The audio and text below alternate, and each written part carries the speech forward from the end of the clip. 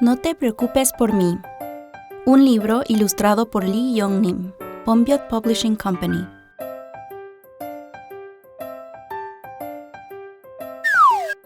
Mamá está enferma hoy, así que no puede ir al jardín de infantes. ¿Estás acostada, mamá? No te preocupes por mí. Te voy a leer un libro para que no te aburras. No te preocupes por mí. Mi pancita tiene un poco de hambre, pero... No te preocupes por mí. Estas son todas mis cosas favoritas, pero solo por hoy las voy a compartir contigo. Terminamos de comer, así que es momento de tu café favorito, mamá. Está caliente, lo soplaré para enfriarlo.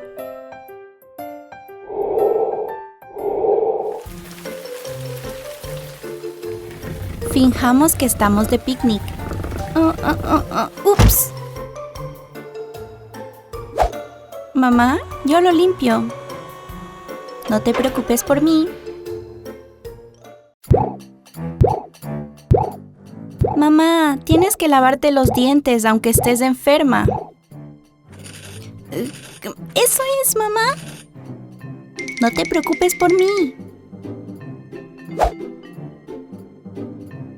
Mis amigos te mantendrán bien calientita, mamá. No te preocupes por mí, solo duerme un poco. Mamá, ¿dónde está mi elefante de peluche? Ah, cierto. Mamá, no importa, estoy bien. Mamá, mira lo que hice. Mamá, mamá, el jabón está demasiado resbaloso. Mamá, mamá, estoy aburrida. Mamá, no te preocupes por mí. Mamá, ¿puedo tomar jugo? Oh, lo derramé. Mamá, hice caca pero no hay papel higiénico. Espera, encontré un poco. Mamá, ¿dónde está el papel amarillo con azul atrás? Mamá, ¿puedo jugar con los bloques? Mamá.